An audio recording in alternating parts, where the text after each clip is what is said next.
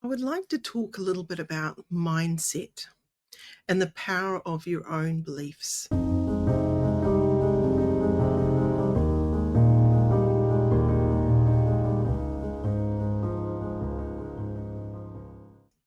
Often we get caught in a cycle of talking ourselves either out of something or into something, depending on the nature of what that something is. It could be back into an addiction or out of an addiction.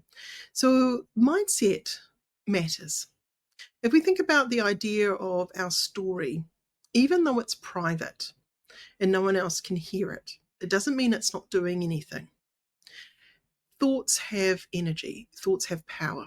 And when we think about things in a productive, positive, uplifting way, it can affect then our behaviour, what comes next. And then, of course, it can affect the emotional outcome of our behaviours. It also compounds then a shift in your belief pattern. So just because you've done something for a certain amount of years a certain way does not mean that you can't change the way you do something. And I think that's really important to understand the nature of our dynamic mind and how it is constantly changing and moving all the time. Every time we have a new idea or inspirational thought, we go into a process of growing it in our mind first, imagining what that might be like. And that gives energy to it. So where attention goes, energy flows. So as a hypnotherapist, I help my clients shift the story, shift the belief, and therefore shift the behavior patterns that they're going through. Now, when I say assist them, they're the ones doing the work at the end of the day. But as a hypnotherapist, the power of suggesting a person to think about something in a certain new way, can be a real life changer for them. So even if we introduce the idea of putting things in past tense, so I had been, I was, I used to, now I am starting to, choosing to, beginning to, getting better and better at, you are in charge of what you want to put in the past and what you want to bring into the future. So with that in mind, thinking about the idea of our mindset and the story that we have,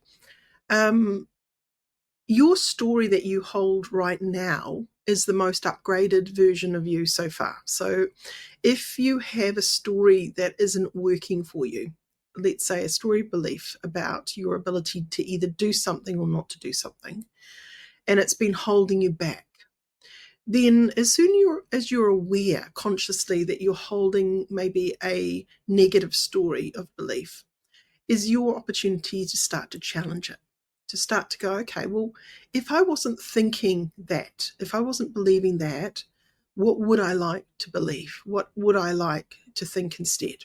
What's the opposite of that? So many times when I'm working with clients, I'm working through that brainstorm moment of, if it wasn't like that, how would you like it to be? What is your most upgraded version of you, your most empowered version of you doing that's different to what you had been doing? And what would it take for you to get there? So I get people to really think about that mastery of stepping stones. We don't just land at a new destination point without a journey. Okay, so the journey of self-belief starts one step at a time. So there may be 10 or 20 steps before you actually achieve that ultimate goal. But understanding that there are steps and then taking that first step can feel really, really intimidating for a lot of people, because change feels unsafe to a certain part of your body because it's not familiar yet. So when we're thinking about the addiction cycle, quite often the idea of even contemplating change or getting out of that addiction cycle can feel really intimidating or stressful for many people. However, we know long term, once they're out of that addiction cycle, they feel much better. But while you're in the addiction cycle, it's not the mindset that's winning. So mindset matters. We need to imagine it being easy. We need to imagine it being better. We need to imagine it being something that we can achieve. So as we start to plant seeds of intention, of change, and we start to give it a little bit of time, then eventually that change catches to action. It moves from just contemplation to action. And that's a big part around that change cycle.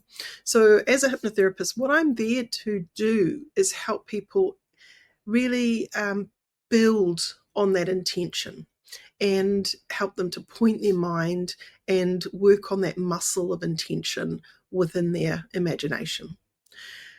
Some people aren't very good at imagining things in their mind, and that's okay. However, to invite the idea that change can happen and to think, yeah, what are the words that I might need to start to say to myself that's going to enable change to happen? It could be, yeah, I'm going to often and frequently say, change comes easily to me. Change comes easily to me. Change comes easily to me. I enjoy and embrace change.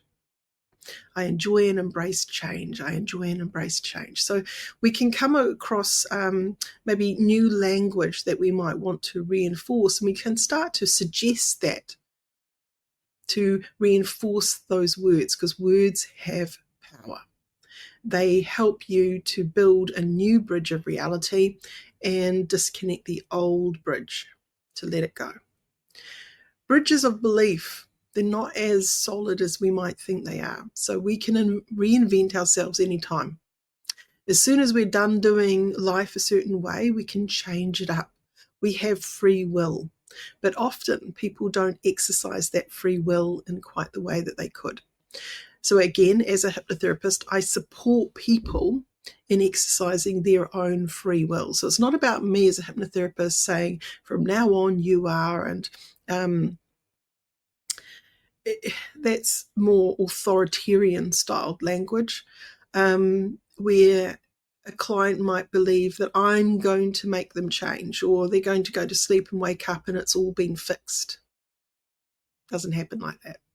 They need to contribute to that change. They need to contribute to it and agree on it on a deeper subconscious level. So my journey is a bit like a dream walker. I'm walking through a process with them where they're engaging new ideas that make sense to them. They may need a conversation of letting go of that old way or that old lifestyle. So they may need to say that out loud into the room, or say it in their mind, whatever makes sense to them. So as a therapist, I'm always of the belief that I don't have the answer for the client. The client holds the answer for themselves. The client ultimately is in charge of that. And I'm there to facilitate and hold space safely while the client joins their own dots.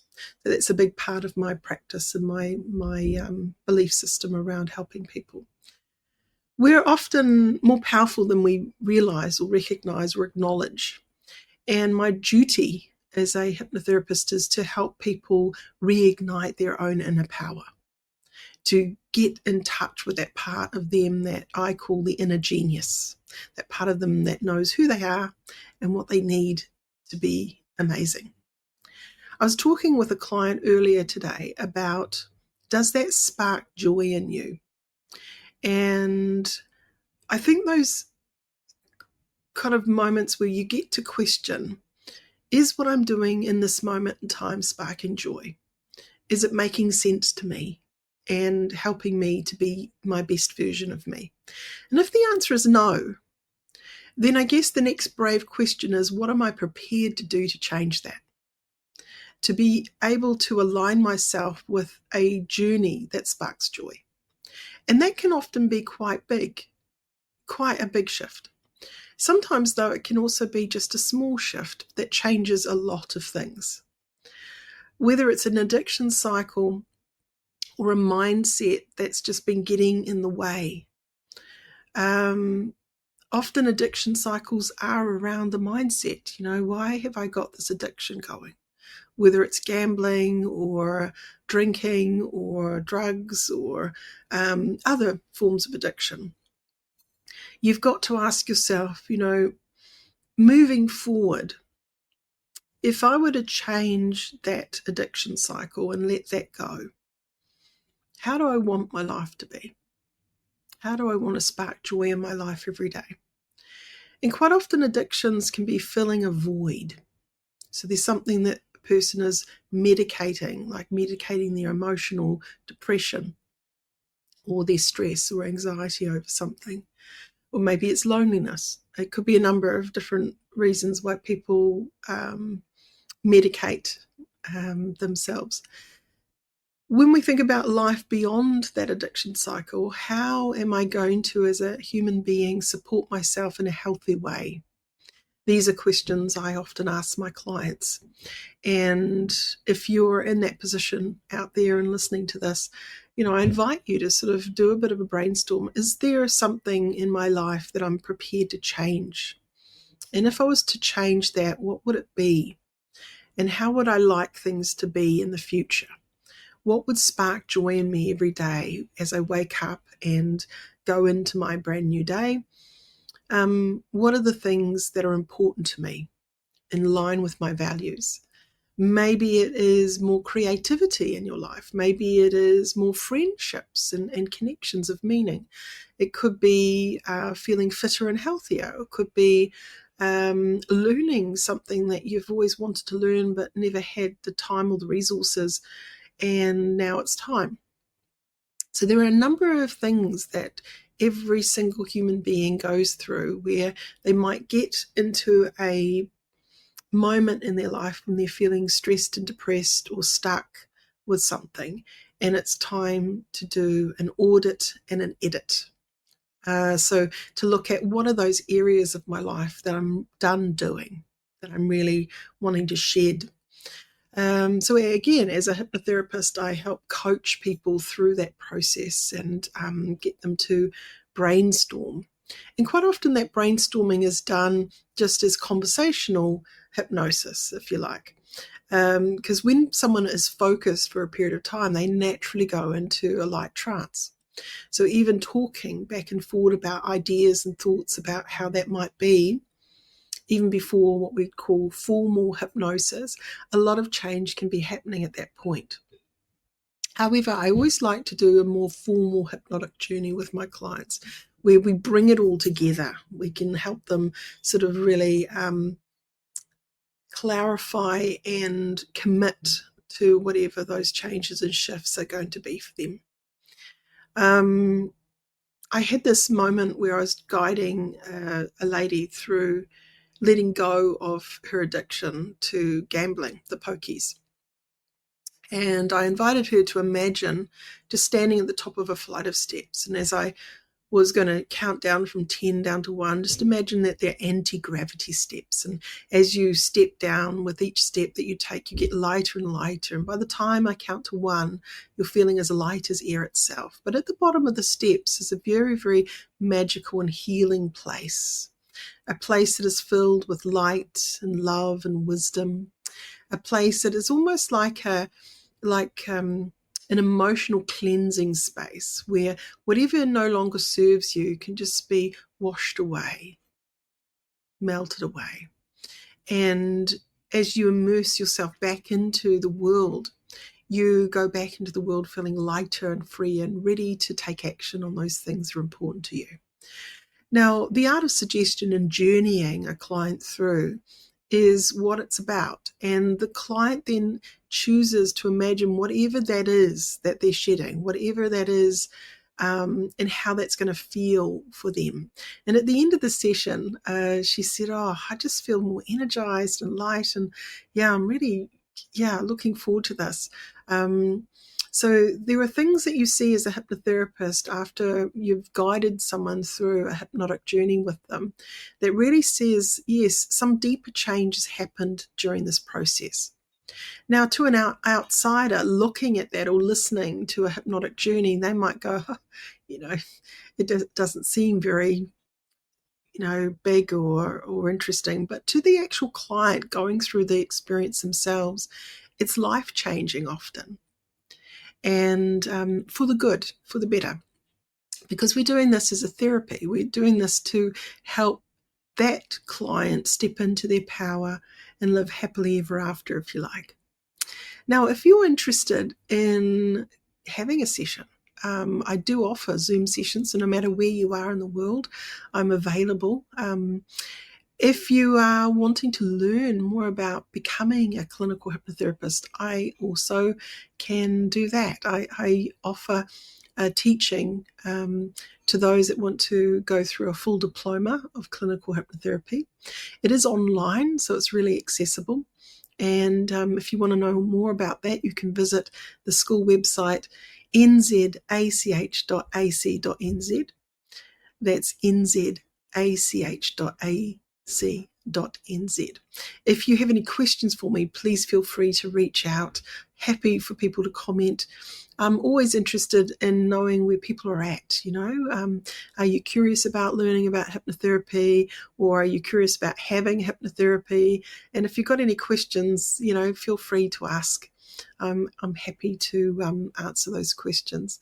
So thank you for tuning in to this talk time today. I hope that was informative and interesting for you out there, and see you in another week.